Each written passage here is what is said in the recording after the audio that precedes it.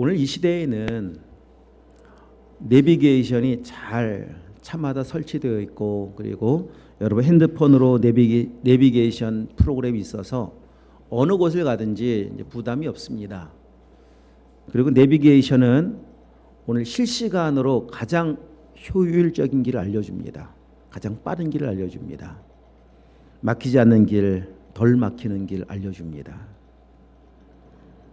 여기 익숙한 이제 우리들은 조그만 이 내비게이션이 잘 작동을 안 해도 이제 굉장히 불편함을 느낍니다. 돌아가는 거 아닌가? 막히는 길로 가고 있는 거 아닌가? 이런 불안한 생각이 들기도 하면서 좀 짜증이 나기도 합니다. 이런 시스템에 익숙해져 있는 우리들이 오늘 예수님께서 이동하시는, 움직이시는 경로를 보신다면 속이 터질 겁니다. 왜 그렇게 가십니까? 도대체 왜 그렇게 돌아다니십니까? 아니, 그보다 좋은 길이 얼마나 많은데 왜 그 좋은 길을 마다하고 그렇게 안 좋은 길로 다니십니까? 만약에 오늘 여러분이 예수님과 동행하는 지금 현실 속에서 이 시대를 살고 계신다면요, 속 터져서 못 갑니다. 갈 수가 없습니다. 자, 예수님의 지금 발자취를 먼저 좀 살펴볼까요? 예수님은 지금 예루살렘에 마지막 입성하셔서 십자가 지러 가는 길입니다. 마지막 예루살렘을 방문하러 가는 길인데, 자, 어디부터 보시는가 하면 8장 여기 접어두시고 8장 27절 한번 먼저 보도록 하십니다. 예수님께서 움직이셨던 지역들, 장소들이 여기 8장부터 거슬러 올라가 보시면 27절 어디가 나옵니까? 빌립보 가이사리아 이렇게 나와 있죠. 다른 성경에는 가이사리아 빌립보 지역입니다. 자, 가이사를 위해 만든 이 빌립보 지역에 있는 그 도시인데 여기는 어디쯤에 있는가? 혹시 성경에 지금 펼쳐 놓으신 그 성경에 지도가 있는 성경이 있는 분도 계실 겁니다. 지도가 있는 성경을 가지신 분들은 저 갈릴리 호수 저 위쪽에 있죠. 북쪽에 있습니다. 그래서 이 가이사라 빌립보 지역은 이스라엘에 길게 형성되어 있는, 남북으로 형성된 그 지형 중에서 거의 최북단 정도라고 보시면 됩니다. 이스라엘을 표현할 때 단부터 부엘세베까지 이런 이제 구약의 표현들이 있거든요. 그 말은 우리나라식으로 말하면 한라에서 백두까지, 우리나라 전국 팔도를 다 그냥 표현할 때 그렇게 표현하잖아요. 한라산에서 백두산까지 전국 전역. 이스라엘은 단부터, 단은 북쪽의 끝, 부엘세바는 남쪽의 끝, 그렇게 이제 표현을 합니다. 그러니까 이 가이사라 빌립보는 단 바로 옆에 있거든요. 최북단에 지금 위치해 계시다가 내려오시죠. 8장에서 제자들의 신앙 고백을 듣고 9장으로 와 보시면은 2절 엿새 후에 베드로와 야고보 요한을 데리고 높은 산에 올라가셨다. 높은 산. 이 높은 산을 변화산. 현재 지명으로 말하면 다볼산이라는 지역입니다. 그 지역은 어디에 있는가 하면은 갈릴리 호수 아래쪽에 있습니다. 갈릴리 호수에서 조금 더 내려온 쪽에 이 변화산 다볼산이라는 곳이 있습니다. 자, 그러면 이제 우리가 생각할 때는 어차피 저 북쪽에 계시던 예수님께서 예루살렘은 어디 있는가 하면은 예루살렘은 사해 근처에 있거든요. 한참을 내려와야 됩니다. 어차피 내려가는 길이니까 이 다볼산 변화산에 들렸다가 그다음 여러분 또 보시면 어디를 오늘 본문에 보면 어디에 오셨습니까? 오늘 본문은 그곳을 떠나서 갈릴리가 나오죠. 갈릴리, 그죠? 갈릴리 가운데로 지나가신다. 근데 갈릴리 지나가시는데 아무에게도 알리지 않고 아주 조용하게 지나가시려고 하신다. 이런 계획과 의도가 계십니다. 갈릴리라는 지역에 등장을 했습니다. 그러면 지도를 잘 모르면은 저 꼭대기 계시다가 북쪽에 계시다가 저 남쪽에 있는 예루살렘으로 가시는데 갈릴리가 나왔고 변화산이 나왔고 다볼산이 나왔고 갈릴리는 당연히 그 아래쪽이겠지라고 생각할지 모르겠는데 다시 올라가세요. 갈릴리는 더 위쪽에 있습니다. 그리고 이 갈릴리, 오늘 또 본문에 보면 가버나움의 어느 집이 나오죠. 가버나움. 갈릴리 중에서도 가버나움은 갈릴리 북쪽의 한 작은 도시입니다. 그리고 자, 그 이후에 어느 지역이 또 나오는가 하면은요, 10장으로 넘어가 보시죠. 10장. 예수께서 거기서 떠나 유대 지경과 요단강 건너편으로 가셨다. 유대 지경, 요단강 건너편이 유대 지경 하면 어딘 지역인가 하면 베레아 지역입니다. 요단강 건너편 지역은 지금 현대 지명으로는 다 요르단 지역입니다. 당시는 베레아 지역이 그냥 유대 지경, 요단강 동편의 유대 지역, 유대 지경 하면 그냥 다 알아요. 그쪽은 베레아 지역, 대가볼리 바로 붙어 있는 옆쪽 지역입니다. 자, 이런 지명들을 보면서 여러분 올해 달력 있죠, 올해 달력, 올해 나눠드렸던 달력에 보면은 참 신기하게도 지금 이 보고 있는 이런 지역들, 지명들이 달력에 잘 표시가 되어 있어요.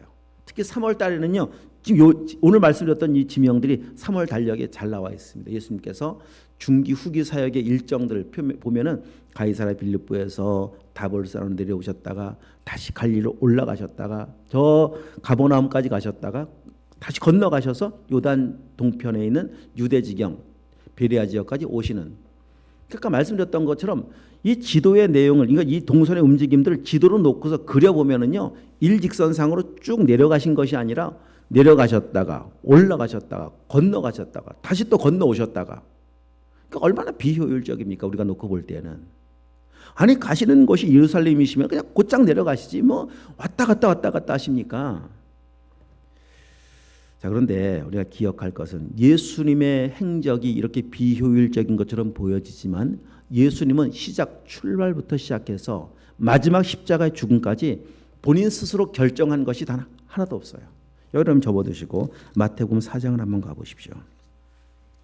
예수님께서 공생의 사역을 시작하시는, 진짜 사역의 첫 발을 떼시는 그 시작은 어디서부터 시작하는가 하면 광야에서 시험을 받으시는 것으로 시작을 합니다. 광야에서 40일 금식하시는 것으로 시작을 하시는데 4장 1절 한번 읽어보겠습니다. 그때 예수께서 성령에게 이끌리어 마귀에게 시험을 받으러 광야로 가사, 여기 나와 있죠. 누가? 성령께서 예수를 이끌어 가십니다. 어디로 이끌어 가십니까? 광야로. 이것이 사역의 출발이었다니까요. 이렇게 출발하셔서 오늘에 오시기까지 약 3년 정도가 시간이 지나는 것이고, 그리고 더 나가서 이제 예루살렘에 가셔서 마지막 십자가를 지실 때까지 예수님의 행적은, 발걸음은, 발자취는, 시간은 단 하루도 성령의 인도하시면서 벗어난 적이 없습니다. 그렇기 때문에 예수님의 삶의 전생에는 모두가 다 의미가 있는 거예요. 성령이 이끌어 가셨기 때문에 그렇습니다. 하나님, 성령의 이끌으심이라고 하는 것은 다시 말씀드리면 하나님 아버지의 뜻이기도 한 거예요. 성령이 독단적으로 예수님이 이끌어가지 않습니다. 하나님 아버지께서 성령에게 말씀하시고, 말씀하시면 성령님은 듣고 또 예수님께 다가가셔서 인도해 가시는 그런 모습 아니겠습니까? 하여튼 그것이 이제 오늘 우리의 현실에는 불편한 거예요. 우리는 늘 효율성을 추구하는 시대 아니겠습니까?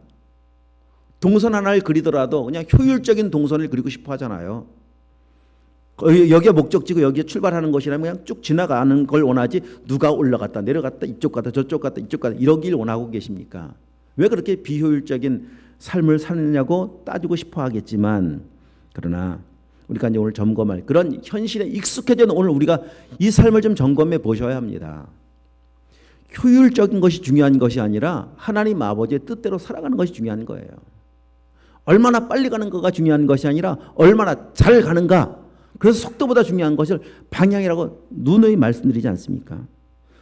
무엇을 하든지 마찬가지입니다. 내가 하고 싶은 대로가 아닙니다. 하나님 아버지께서 말씀하시는 대로, 이끄시는 대로, 그게 좀 돌아가는 거라면 돌아가는 것이 지혜로운 거예요. 이게 하나님의 뜻이라면 그렇게 살아가는 것이 우리가 진짜 이 땅을 살아가면서 생명으로 살아가는 생명의 삶 아니겠습니까? 사는 겁니다. 정말 사는 겁니다. 하나님의 뜻대로 살아가는 것이 사는 겁니다. 산다라고 하는 것은 지금 육신적인 호흡하고 이런 게 아니라 하나님의 나를 만드신, 창조하신 목적대로 살아가는 것을 성경은 산다고 말씀하고 계십니다. 그래서 조금 여러분 더디고 조금 늦고 돌아가는 것처럼 보이시더라도 주님의 인도하심을 따라 살아가시는 은혜가 있길 축복합니다. 이 믿음의 삶입니다. 믿음의 삶. 우리 지난 부흥회 때 말씀하셨던 것 같이, 주셨던 말씀과 같이 하나님께서 정해주신 그 선을 넘지 않고 그 인도하심을 따라 살아가는 것이 복된 삶입니다. 그런 은혜가 있기를 축복합니다. 자, 오늘 우리가 이 말씀을 시작하면서 먼저 좀 점검해 보십시다. 3월도 중순까지 왔습니다. 우리의 삶이 어떻게 가고 있는지, 정말 주님의 인도하심을 따라 성령님의 내비게이션에 잘 보조를 맞춰 가고 있는지 한번 돌아보실 수 있길 축복합니다. 자, 오늘 이제 본문으로 다시 와서 보시면, 오늘 본문에 와서 보시면 예수님은 어느 가버나움의 집에 도착을 하십니다. 그곳에 오셔서 제자들에게 질문을 하시죠. 어떻게 질문을 하시는가 하면, 너희가, 자, 성경 보고 계시죠? 너희가 길에서 서로 토론한 것이 무엇이냐? 서로 토론한 것이 무엇이냐? 오는 길에서. 자, 그러자 이 질문을 하자 34절 말씀을 보시면 그들이 잠잠하였다 이렇게 나와 있습니다. 잠잠했다는 말이 뭡니까? 아무도 말을 못합니다. 예, 아무도 대답을 못합니다. 그럼 왜 대답을 못해요? 벙어리가 됐나 갑자기? 그게 아닙니다. 오면서 주고받으면서 조금 논쟁했었던, 시끄러웠었던 것, 하여튼 주고받았던 대화도 마찬가지고, 대화하면서 주고받고 했던 태도도 마찬가지고, 대답하기엔 부끄러운 주제들 아닙니까? 이거를 대답하기에는 우리가 너무 좀 부끄러운 삶이었었구나, 지난날이 그랬었구나, 알지 않습니까? 그러니까 3년 정도 주님 따라다니다 보면은 주님께서 이런 내용 가르치셨나요? 이 땅에서 성공하는 방법, 이 땅에서 잘 사는 방법 주님 가르쳐 준 적 있나요? 한 번도 강의한 적 없습니다. 가르친 적 없습니다. 그런데도 불구하고 제자들은 이런 걸 지금 서로 논쟁거리가 되어버렸고, 토론의 주제거리가 되어버렸고, 인생의 목적, 관심이 되어버린 거 아니겠습니까? 그러니까 알아요. 이 토론이 주님의 뜻이 아닌 것도 알고요. 부끄러운 토론인 것도 알아요. 이것 때문에 싸운 것도 부끄러운 거 알아요. 아는데 살지 못해요. 이게 제자들의 문제였었습니다. 여러분, 우리도 마찬가지죠. 교회를 좀 다니면 알잖아요. 이거는 주님의 뜻이 아닌지. 여러분 분별 못 하시나요? 다 압니다. 주님의 뜻인지 아닌지. 주님 앞에 합당한 삶인지 부끄러운 삶인지 다 압니다. 아는데 못 사는 게 문제예요. 못 사는 게. 그래서 신앙이 성장을 못합니다. 지난 우리 부흥의 주제가 성숙한 교회, 성숙한 신앙, 성숙한 교회. 그 에베소 4장 13절 말씀을 주제 말씀으로 주셨었는데, 이 말씀이 이런 겁니다. 하나님의 아들을 믿는 것과 아는 일에 하나가 돼요. 알고만 있는 것이 아니라 알고 있는 것이 믿음이 되고 삶이 되면 온전한 사람이다. 성숙한 사람이다. 그리스도의 장성한 분량에 충만하면 바로 믿는 것과 아는 것이 하나가 된 사람이라고 성경이 말씀해 주고 계시지 않습니까? 자, 보십시오. 다시 한번 보십시오. 제자들. 자, 다툰 이유가 뭐라고요? 논쟁한 이유가 누가 크냐? 예수님은 지금 예루살렘을 향해 가고 있는 그 이유가 무엇인가 하면 십자가에 죽으러 가고 있습니다. 이 제자들을 위해서, 우리 모두를 위해서 십자가의 죽음의 사명을 감당하시기 위해서 가고 계신데, 그 예수님을 따라가고 있는 제자들은 예수님의 가고 계신 목적과 조금도 일치하지 않아요. 완전 다르지 않습니까? 정말 완전한 동상이몽이 예수님과 제자들 사이에 일어나고 있습니다. 예수님은 죽으러 가는데 제자들은 성공을 목적으로 예루살렘을 향해 가고 있습니다. 이건 당시 제자들만의 문제가 아닙니다. 우리들도 마찬가지일 겁니다. 주님을 믿노라고 말하면서, 주님 가신 길을 따라간다고 말하면서 우리도 역시 제자들과 다르지 않게 이 세상 가운데 성공, 누가 크냐는 뭐 키가 얼마 이런 거 아니잖아요. 누가 이 세상에 정말 성공하느냐, 누가 더 높은 자리에 더 많은 것을 소유하느냐, 이것이 아니겠습니까? 자, 여기 눈으로 성경을 보시면은, 자, 너희가 길에서 34절, 이 길에서, 여기 길이라고 하는 것은 사람이 걸어다니는 도로, 이걸 의미하는 것이 아닙니다. 성경 말씀에서 말씀하고 있는 질문은 보행하는 도로, 통로가 아니라 사람이 걸어왔고 또 걸어가고 있는 인생을 의미하고 있습니다. 인생의 의미, 그 속에 담겨있는 가치, 삶의 방향, 삶의 목적, 이 모든 것을 그냥 통칭하여 길이라고 표현하고 있는 거예요. 길. 어떤 길로 오셨습니까? 어떻게 걸어오셨습니까? 라고 묻는 것은 어떻게 살아오셨습니까? 당신이 지금 가고 있는 길은 어디를 향한 길입니까? 라고 묻는 것은 지금 뭐 경부고속도로를 가고 있느냐, 영동고속도로 이런 문제가 아니라 하나님의 뜻대로 지금 살아가고 있느냐, 이걸 질문하고 있는 거 아니겠습니까?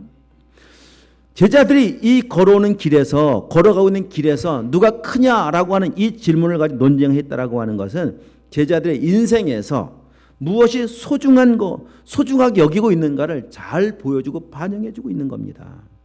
제자들의 인생의 최대 관심사는 한마디로 말하면 이 세상에서 성공하는 겁니다. 이 세상 사람들은 다 여기에 초점이 맞춰져 있습니다. 모든 사람들은 다 한결같습니다. 여기 초점을 맞춰서 어떻게 하든지 돈을 더 많이 벌고 돈을 더 많이 버는 방법들을 연구합니다. 높은 자리에 오르려고 애를 씁니다. 그 방법을 연구합니다. 하여튼 성공을 위한 수단과 방법을 가리지 않습니다. 그래서 어떤 사람들은요, 그냥 먹어요. 그냥 엄청 먹습니다. 와, 라면을 끓여서 10봉을 끓여서 혼자 다 먹어요. 와, 어떤 사람은 난 더 먹는다. 15봉, 나는 20봉, 한 박스. 난 더 빨리 먹는다. 이런 게 막 요즘 관심사가 되어버렸습니다. 왜? 내가 더 크다. 내가 더 대단하다. 다 돈이거든요, 그것이. 이것이 이 세상을 움직여가는 가치라니까요. 사람의 목적이고 목표라니까요. 근데 안타깝게도 예수님과 같은 길을 걸어가는 제자들의 관심도 목적도 여기에 똑같다라고 하는 거예요. 아까도 말씀드렸습니다. 예수님은 이런 세상의 성공을 단 한 번도 가르쳐 준 적이 없습니다. 단 한 번도예요. 힌트도 준 적이 없습니다. 그런데 한 번도 가르쳐 주지 않았는데 어떻게 이것이 그냥 예수님과 함께 따라가면서 이것이 왜 관심사가 돼버렸지 도대체.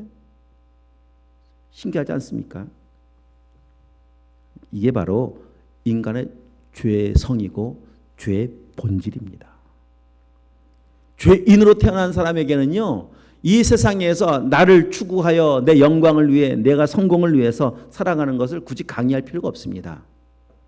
가르쳐줘. 너는 이렇게 해야 성공할 수 있다. 물론 뭐 그런 성공의 방법, 노하우에 가르쳐 줄 필요가 있겠지만은요, 그냥 목적, 성공을 위해 살아가는 인생의 목적은 가르쳐 줄 필요 없다니까요. 그냥 살아가요. 자연스럽게 살아갑니다. 자연스럽게. 그렇게 살아가는 존재이기 때문에 우리는 십자가를 진다. 이거는 이제 진짜 하나님의 은혜가 얼마나 절대적으로 필요하겠습니까? 그러니까 지금 제자들도 부름 받아서 예수님 따라가고는 있지만은 그들의 존재가 바뀌어진 적이 없는 거예요. 아직까지는. 죄인이 갖고 있는 기본적인 성향이 바뀌어진 적이 없는 거예요. 그런 상태에서 주님 따라가다 보니까요, 코드가 맞잖아요. 예수님이 사시는 이런 좀 마음에 안 드는 건 분명히 있죠. 물론 돌아다니고 배 타고 그냥 막 풍랑이는 바다를 건너가시고 좀 못 먹고, 아니 이 정도 능력이면 좀 호화롭게 잠도 잘 것 같은데 뭐 하여튼 이런 걸 보면 좀 마음에 안 드는 구석도 있지만은요, 한 번씩 터트리는 대박 있잖아요. 대박 사건들. 오병이의 기적을 베푼다. 와, 이거 한 건이면 뭐 됐다. 죽은 자를 막 살리시더라. 여러분, 이런 기적 한번 딱 터트리면은요, 오늘도 교회에서 이런 기적 일어나면은요, 여기 드림교회 그냥 아시죠? 세상에 이런 일이 금방 나올 거예요. 죽은 자가 살아났다더라. 안진뱅이가 막 목발 다 던지고 그냥 뛰어나갔다더라. 세상에 이런, 방송의 힘은 대단합니다. 음식점 한번 방송 나오면 금방 줄 섭니다. 여기 그런 방송 한번 딱 터트리면은요, 여기까지 다 찰 겁니다. 한 달 만에. 안 오겠습니까? 여기에? 꽉 차죠. 꽉. 금방 막 땅 사야 돼요. 행복한 고민을 해야 될 때가 올지 모르겠는데, 행복한 고민인지 모르겠습니다만 그렇습니다. 맞는 거예요. 이런 코드들이. 이 예수님 따라가면 머지않아 내 인생에도 꽃이 피겠구나. 조금만 참자. 이러고 가고 있는 겁니다. 제자들의 근본적인 문제를 보셔야 돼요. 자, 주옥 같은 말씀을 예수님으로부터 직접 들었습니다. 예수님이 행하신 기적 보았는데, 기적을 행하시는 그 의미가 뭔지 모르는 거잖아요. 마치 이스라엘 백성들 애굽에서 나왔습니다. 나오는 과정에서 엄청난 기적을 경험했습니다. 매일 광야를 지나가면서 기적을 경험하며 살고 있습니다. 그런데도 불구하고 그들은 바뀐 게 없어요. 바뀐 게 없다 보니까 그 환경을 지나가면서 매일 나오는 것이 불평만 나와요. 원망하고 불평만 나와요. 참, 사람이 예수님 만나서 존재가 바뀐다라고 하는 것이 얼마나 큰 기적이고 은혜인지 모르겠습니다. 참, 바뀌는 것이 이렇게 어려워요. 바뀌지 않으면, 자, 오늘 본문 다시 눈으로 보세요. 바뀌지 않으면 오늘 본문 말씀해 보면은 35절 이렇게 말씀하세요. 예수께서 앉아서 12제자를 불러 이르시되 누구든지 첫째가 되고자 하면 무사람의 끝이 되며 무사람을 섬기는 자가 되어야 하리라. 여러분 바뀌지 않으면은요 이 말씀은 말 그대로 나온 아무 상관이 없어요. 자, 오늘 이제 보세요. 이 말을 제자들에게 왜 그러느냐? 누가 크냐? 다 알고 계시죠. 그래서 제자들 불러놓고서 지금 35절 말씀을 하시는 거예요. 지금 이 말씀을. 그리고 37절 말씀에 어린아이 하나를 세우시고 이런 아이를 영접하면 나 영접하는 것이다. 나 알려주고 계십니다. 그럼 이 말씀을 듣고 보통 우리 생각에는 잘못 알고 있었구나. 잘못 살고 있었구나. 인생의 길을 내가 지금 잘못된 길로 가고 있었구나. 방향이 틀렸구나. 깨달아야 되는데 여러분 깨닫던가요? 10장 넘어가서 10장. 자, 예루살렘으로 32절 예루살렘으로 올라가는 길에 나오죠. 올라가는 길에. 자, 이제 예루살렘에 거의 다 왔습니다. 35절 읽겠습니다. 시작. 세베대의 아들 야고보와 요한이 주께 나와 여쭈오되 선생님이여 무엇이든지 우리가 구하는 바를 우리에게 하여 주시기를 원하옵나이다. 36절 그래 뭐를 너희에게 이르시되 너에게 무엇을 하여 주기 원하느냐. 37절 여짜오되 주의 영광 중에서 우리를 하나는 주의 우편에 하나는 좌편에 앉게 하여 주옵소서. 때가 온 거예요. 이제 드디어 예루살렘에 거의 다 왔고 드디어 이제 한 자리 할 때가 왔다라고 할 때 다른 성경에 보면 이 세베대의 아들 야고보 요한의 어머니가 와서 청탁을 했다. 마태복음 이렇게 나와 있는데 하여튼 어머니까지 동원시켜서 예수님께 빨리 손 쓴 거잖아요. 지금 야고보 요한이 주의 나라에 그 영광의 자리에 저 있지 않습니까? 아시죠? 제가 어떤 사람인지. 자, 여러분 그랬는데 그거를 들은 다른 제자들의 반응을 볼까요? 41절 한번 읽어보겠습니다. 시작. 열 제자가 듣고 야고보와 요한에게 대하여 화를 내고는 열 제자입니다. 모든 제자들 남은 열 제자 모두가 다 분노하고 화를 내고 있어요. 아니 우리보다 빨리 손을 쓰다니. 그 말이 뭡니까? 왜 열 제자 모두가 다 화를 냅니까? 열 제자 모두에게 다 세상의 성공은 인생의 최대 관심사이고 목표였기 때문에 그런 거예요. 그 말은 뭡니까? 한 명도 12명의 제자 모두가 다 한 명도 아직 진짜 존재가 바뀌어진 경험이 없다는 겁니다. 들었잖아요. 금방 우리 9장을 보면서 오늘 말씀을 통해서 그 분쟁하고 싸우는 것. 그러니까 길거리에서 논쟁 정도가 아니 이제는 분노하고 있습니다. 분노.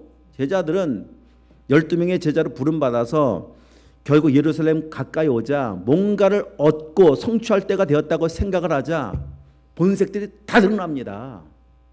그 전까지 제자, 친구, 동역자, 동지, 지체 실제로 이 상황과 부딪혀 보니까요 다 경쟁 상대예요. 싸늘한 기운이 제자들 사이에 막 감돌지 않습니까? 지금 내가 한 자리 차지해야 되는데 내가 높은 자리에 올라가야 되는데 그런데도 불구하고 듣고 난 것은 그들의 삶에 아무런 영향을 미치지 못하고 있다라고 하는 거예요. 여러분 생각해 보십시오. 이 분위기를 바라보시는 이렇게 분쟁하고 있는 제자들을 바라보시는 주님의 마음이 어떠했겠습니까? 너무 기가 막히고 가슴 아프지 않겠습니까?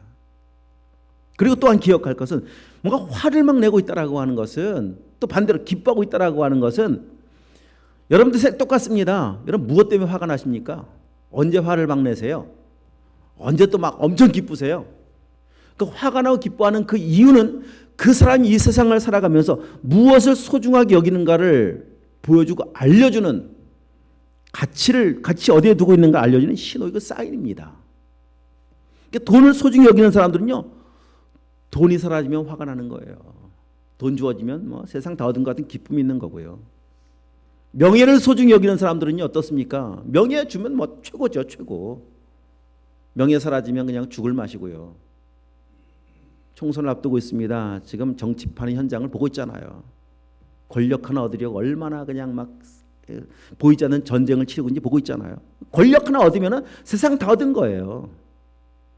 그거 주어지면 기뻐하는 거고요. 그거 놓치면 그냥 막 인생을 다 놓친 것 같은 그냥 허탈감에 빠지는 거고요. 왜? 가장 중요한 목적이기 때문에 그런 겁니다. 근데 우리가 알다시피 여러분 일단 경험하셨는지 모르겠지만 이론적으로 아시잖아요. 돈이나 명예나 권력을 다 주어진다고 하더라도 그것이 인생을 진짜 행복하게 만들지 못한다. 인생의 공허함의 문제를 해결할 수 없다라고 하는 거를 알고는 계시죠? 실제로 믿고는 계신지 모르겠지만 알고는 계시지 않습니까? 그러니까 이 공허함의 문제가 해결 안 되다 보니까 얻었는데 많은 것을 소유했는데 높은 자리에 올라갈 만큼 올라갔는데 왜 안 될까? 여러분, 그러면 사람들이 공허한 마음을 해결하려고 시도하는 방법들이 뭡니까? 그냥 마약 같은 거예요. 마약 같은 거.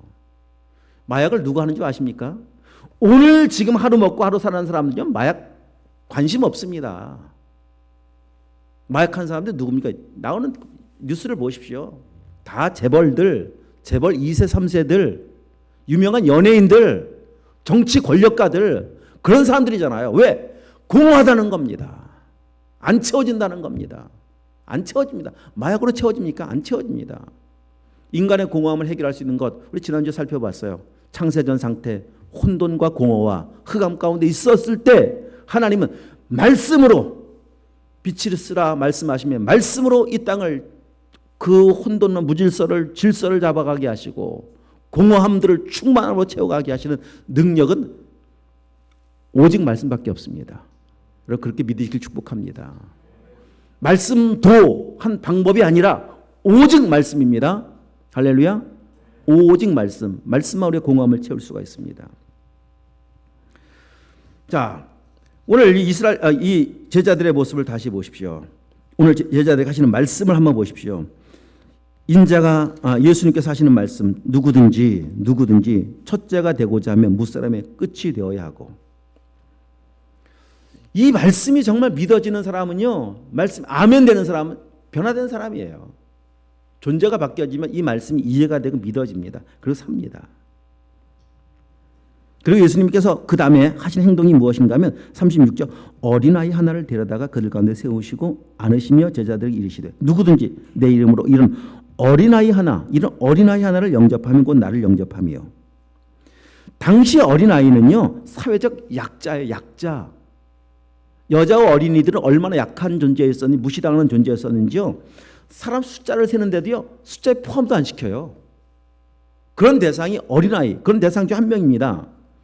그렇게 사회적인 약자, 아무도 관심 갖지 않는 지극히 작은 자 하나를 섬긴다면, 너희가 섬겨야 될 대상은 바로 그렇게 세상 사람들 관심 갖지 않는 사람들의 그 섬기는 것이 바로 나를 섬기는 것이고 나를 영접하는 것이다.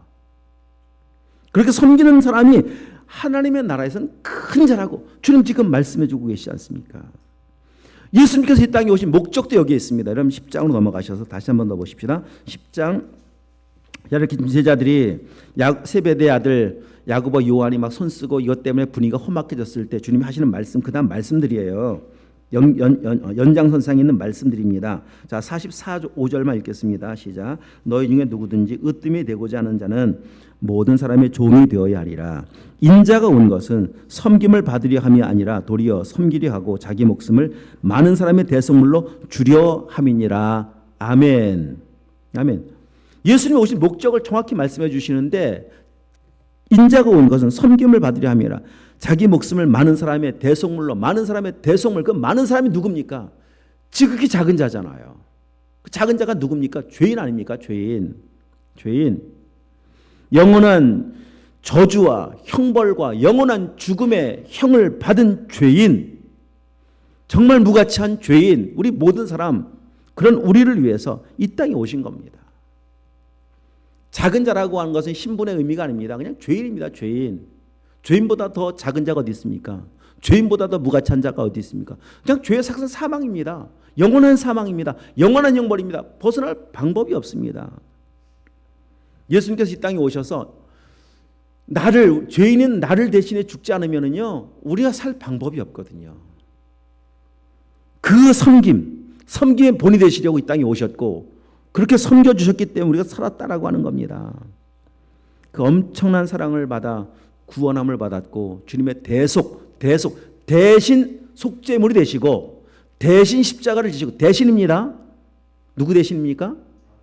내 대신, 우리 대신, 내 대신이에요. 내 대신. 예수님만 대신 져줄 수가 있어요. 그 누구도 우리 대신 우리의 죄 문제 해결 못합니다. 오직 한 분이 예수님 한 분만 나를 대신하여 죽으실 수 있어요. 예수님만 대신하여 죽으시고 예수님의 죽으심만 우리의 죄의 모든 죄의 연약함들을 우리 죄의 문제들을 해결하실 수가 있습니다. 그래서 하나님의 자녀가 된 거예요. 그것을 예수님이 오신 목적이라고 말씀하시는 목적. 자기 목숨을 많은 사람의 대속물. 근데 여기 성경에 보면 많은 사람이라고 말씀하셨어요. 많은 사람. 물론 모든 사람은 맞습니다만 예수님의 십자가의 그 효력이 어떤 사람에게 발생하는가 하면 그 믿는 사람에게 발생합니다. 그 사람이 많은 사람입니다. 모든 사람을 위해 죽은 건 맞아요. 그죠? 대신 죽은 건 맞아요. 저 북한의 김정은을 위해서 죽으셨어요. 맞는데 예수님의 십자가가 저를 대신한 십자가입니다라고 인정하면 예수님의 구원은 예수님의 생명은 내 생명 되는 거예요. 그게 많은 사람입니다. 많은 사람. 그 은혜로 구원을 받았어요. 자, 그리고 주님 말씀하시는 거예요. 내가 너희를 사랑한 것 같이 너희도 서로 사랑해라. 정말 첫째가 되기 원하느냐? 그럼 섬겨라. 이 삶을 주님이 우리를 사랑하셔서 섬기신 이 삶을 섬기며 사는 삶을 살아가라고 말씀하고 계시지 않습니까? 여러분, 이 삶이 우리의 삶이 되길 축복합니다. 주님의 섬김이 나를 살리신 것 같이 우리의 섬김이 누군가를 살릴 거예요. 오늘 불렀던 찬양이 우리 가사와 같이 그래서 당신의 그 섬김이 천국에서는 해같이 빛나게 될 겁니다. 섬김은 그런 거예요. 섬김은 자, 요거부터 먼저. 자, 누가 섬깁니까? 그러면은 섬기는 사람은 사랑하는 사람입니다. 가정에서도 마찬가지면 누가 섬깁니까? 사랑하는 사람이 섬기는 거예요. 사랑하기 때문에 우리 어머님들은 나는 생선에 머리가 좋단다 라고 말씀하신 거 아니겠습니까? 생선에 머리가 뭐 맛있나요? 정말? 진짜 맛있나요? 저도 먹어보지만은 맛있는지 모르겠어요. 또 먹을 게 뭐가 있습니까? 거기에는 몸통에 그냥 토실토실한 살이 거기에 있죠. 왜 그렇게 말씀하셨겠습니까? 사랑하는 자식들을 섬기신 거 아니에요? 섬기시려고. 난 이게 제일 맛있어. 이게 제일 좋아. 섬기면은요 항상 양보하게 되어 있어요. 섬기면 항상 끝에 서 있게 되어 있어요. 당신 먼저. 끝에 서 있다 보니까 먹을 게 없어요. 그렇게 사랑으로 섬긴 사람에 대해서 천국은 하나님 뭐라고 말씀하시냐? 천국에서 그게 상급이 있단다. 천국에서는 큰절한다. 여러분, 그 섬김의 삶을 받고 우리가 살아온 겁니다. 따뜻한 우리 부모님들의 섬김을 받고 여기까지 지나온 거고 살아온 거고, 그 섬김이 없었다면 아기가 어떻게 무슨 방법으로 아기가 살아요? 자기 힘으로 살 수 있습니까?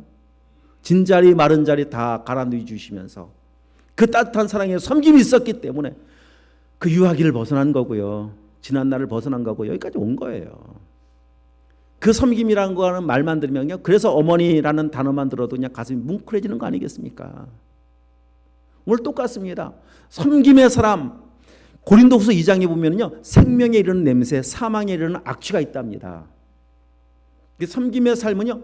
향기를 내요. 생명의 향기를 내요. 그 생명의 향기는 코로 맡는 거 아니에요. 가슴으로 맡아요. 가슴으로. 감동으로 맡아요. 뭉클함으로 맡아요.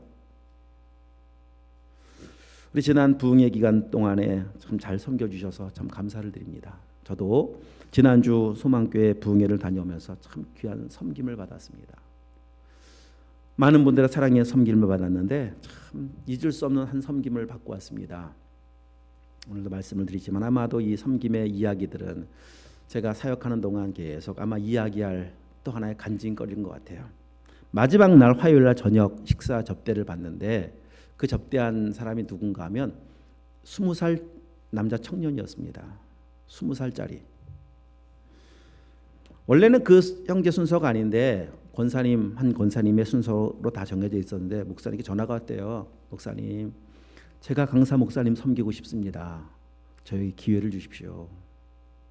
아주 사정을 해서 그 권사님께 전화 연락해서 양보를 해서 그 형제가 섬길 수 있는 기회를 받아 이제 함께 식사를 하는데 20살이에요. 20살. 실업계 고등학교를 졸업하고 직장을 다니고 있는 친구였습니다. 목사님과 사모님 그리고 저와 그 형제가 식사를 했는데 목사님 이제 그 형제에 대해서 이런저런 얘기를 해주시더라고요. 저는 이제 그 들으면서 예전에 목사님과 가까이서 늘 교제하다 보니까 그런 얘기 한번 하더라고요. 한 번은 예전 이제 그냥 사적인 자리에서 이야기하시는데 중학교 3학년짜리가 전화가 왔대요. 하루는 전화가 와서 목사님 얼마나 힘드세요? 제가 목사님 식사 한번 대접하려고 하는데 시간 좀 내주세요. 중3짜리가 그래서 목사님 기가 막혀가지고 아이 네가 무슨 돈이 있다고 아이 목사님 한번 사줄게 맛있는 거 사줄게 당연히 그러겠죠 그죠? 아닙니다 목사님 제가 목사님 대접해야 됩니다. 너무 사정을 해가지고서 이렇게 만나서 뭐 짜장면을 드셨다라든가 이런 이야기를 하더라고요. 야 그래서 참 그런 기특한 친구가 있구나 이 시대에 참 그런 이런 이제 생각이 났었거든요. 아마 그 친구가 그 친구 같아요. 이야기하는데 그러니까 작년까지는 고등학생이었잖아요. 고등학생이었던 그 친구가 알바를 해서 모은 돈으로 목사님 노트북을 바꿔주셨대요. 고등학생짜리가. 그리고는 더 놀랄 일은 작년에 그 교회 저 서울에 있는 큰 교회에서 성경학교 봉사로 온 거예요. 이제 교회로 20-30명의 청년들이 왔는데 그 청년들 식사를 자기가 대접하겠다고 자기가 고등학생 알바하는 고등학생이 그때 무슨 뭐 라면, 짜장면 이런 게 아니라 저기 이번에 우리 식사 때 한번 갔었는데 코다리 집이었습니다. 식사비가요 60-70만 원 나왔대요. 알바에서 그냥 꼬깃꼬깃 모아둔 모든 돈을 다 쓴 거예요, 다. 그리고는 내년에 올해 또 온다 그러더라고요, 그 친구. 그분들이 이제 봉사로 또 그 형제가 내년에도 자기가 대접할 겁니다. 미리 예약을 또 다 해놓았대요.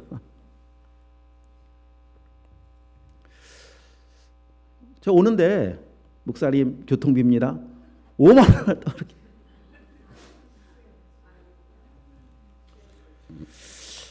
저는 좀 궁금하더라고요. 이런 정도면은 부모님이 엄청 믿음이 좋으셔서 부모님으로부터 참 보고 배운 게 있었나 보다. 아니 사실 보고 배운 게 있어도 그 나이에 그렇게 하는 게 쉽지 않은데 물어봤죠. 혹시 부모님이 믿음이 교회 안 다니시는 분이세요?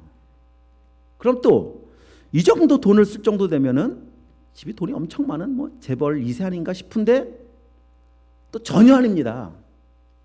실업계 고등학교 가서 취업하고 할 정도 되니까 웬만하면 대학 안 보냈겠습니까? 어려운 환경 속에 있는데 부모님이 신앙이 없는데 아니 도대체 이 친구는 어디서 누구에게 배워서 이게 사실 또 배운다고 되는 것도 아닌 것 같은데 어떻게 이렇게 섬김을 알고 실천할 수가 있었을까? 그냥 진짜 제가 이제 삼계탕을 먹었거든요. 지난 그 화요일 날 저녁에 삼계탕을 먹는데 삼계탕을 먹는 게 아니라 그냥 제가 지난 우리 다윗 얘기도 했죠. 다윗이 블레셋에서 충돌하고 온 군사들이 물을 떠왔을 때 이 물은 물이 아니라 저들의 피입니다. 하나님께 부어드렸다고요. 그냥 감동을 먹었어요. 감동을. 어떻게 있겠습니까? 그 20살 청년의 20살 형제의 그 섬김을 그 따뜻함을 오늘 말씀대로 그죠? 참 큰 자겠다. 정말 천국에서는 이 세상에서는 그래도 천국에서 하나님이 기억하시는 귀한 상급이 이 형제 가운데 있지 않겠습니까? 감동이라네요. 감동. 섬김의 삶에 감동이 있어요. 우리 사랑하는 성도들이요. 오늘 주님 말씀하고 계십니다. 인자가 온 것은 섬김을 받기 위해 온 거 아니다. 섬기려고 왔다. 섬기려고. 어디까지 섬기느냐? 내 목숨 다 내어주는 것까지 섬기려고 내가 왔다. 그 섬김으로 이 땅을 살아가는 우리들이고 주님이 기뻐하시는 섬김은 보십시오. 지극히 작은 자를 섬기는 것이 나를 섬기는 거라고. 그죠? 분명히 말씀하셨죠. 오늘 말씀 다시 한번 성경 말씀 결론적으로 와서 보세요. 누구든지 37절에 이런 어린아이 하나를 영접하면 곧 누구를? 나를 영접하며 누구든지 나를 영접하면 나를 영접함이 아니요 나를 보내신 이 하나님 아버지를 영접하는 거랍니다. 그래서 여러분 이번 한 주간 우리 이 말씀을 좀 묵상하시면서 주님을 좀 섬길 기회를 여러분 기도해 보십시오. 누구를 섬겨야 할지. 우리 주변에 지극히 작은 자가 있어요. 우리의 섬김이 필요한 분들이 계십니다. 섬기는 것은 물론 돈이 있다면 돈으로 섬길 수도 있어요. 물질로 섬길 수 있어요. 그러나 섬김의 방법은 굉장히 다양해요. 따뜻한 말 한마디도 얼마나 큰 힘이 되는지 모릅니다. 손을 한번 잡아주는 것도 얼마나 큰 힘이 되는지 모릅니다. 그래서 섬기면서 누군가의 마음속에 적어도 나는 그때 그 섬김을 받아서 내 마음이 너무 따뜻했습니다. 그때 섬김은 저는 평생 잊을 수가 없습니다. 우리가 이 땅을 살아가면서 이런 감동을 남기는 그리스도인 되어야 되지 않겠습니까? 한 주간 동안 한번 잘 기도하시면서 실천해 보시고 그런 은혜로 한 주간 승리하실 수 있기를 축복합니다. 기도하도록 하겠습니다.